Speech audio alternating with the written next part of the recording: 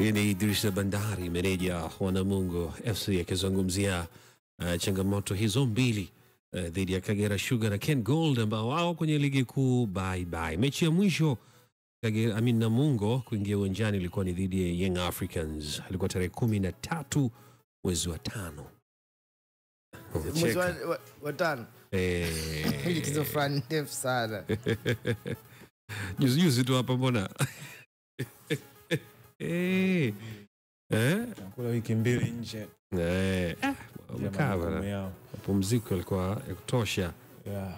Kuna namna ligi ndio inaenda kuisha sasa hapo kwenye wachezaji wanaorudi. Ligi inakwenda inaenda mwishoni kwa wachezaji jinsi ya kujiangalia. Wengine wanaweza kusema mechi mbili tu. Alafu mwingine atakuwa anaona tunaenda kucheza na watu walioshuka daraja. Sio tu walioshuka, kwanza wenyewe wapo sehemu ya hatarisha kucheza hata playoff. Unajua kuna baadhi ya timu wajua watakuwa wanaona si hapa chochote kinachotokea, atushuki daraja wala kwenye playoff hatuendi.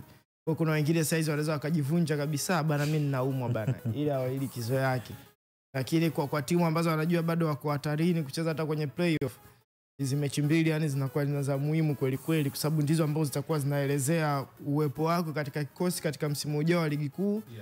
Ama ikitokea tumeenda playoff afu tukashuka daraja, ujue yani ndo nitolea, hamna mtu mwingine wa ligi kuu anayekutaka, ujue utaenda kucheza championship. Kwa hiyo either pigania timu hii ubaki huku uendelee kula yani maisha vizuri kwenye ligi kuu, ama ufanya vipi. Kwa hiyo watakuwa hawajajua alama, watu tofautiane alama ndogo ndogo sana. Kwa hiyo kirahisi sana unaweza kupoteza mechi moja au mbili ukajikuta huko kwenye playoff vile vile. Nafikiri kwa Namungo kushuka daraja pagumu tena, kwa sababu tayari wanataka kukwepa ni hiyo playoff. Maana sio nzuri hiyo, utakutana na mtu juu yani anakuadabisha au muende away, alafu unasema amekuaje tena. Anakungangania kucheza na timu ya championship, kwa sababu inabidi ucheze na mwenzako kwanza wa ligi kuu.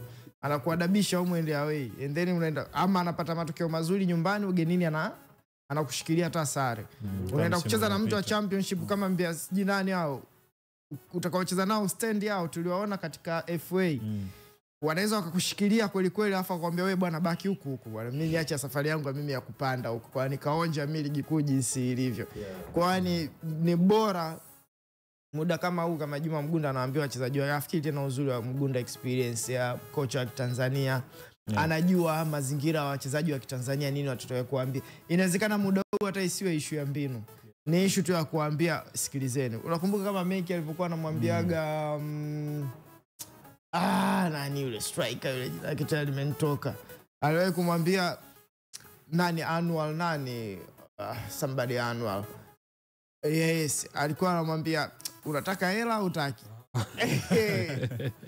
Annual Jabiri Annual kitu kama hicho.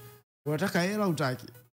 Bwana Mgunda anaweza kwambia wewe mnataka kucheza championship au ligi kuu? Umeona hela ya Azam ile kwenye ligi kuu? Kazi kweli. Na Mgunda hilo analiweza. Hamasisha vijana tu. Anamsikiza kweli, anamwambia nyinyi msifanye masiara, kule chini sio kuzuri. Kuna timu zimeshuka daraja ndo zinazidi kuteremka kabisa. Sports Court.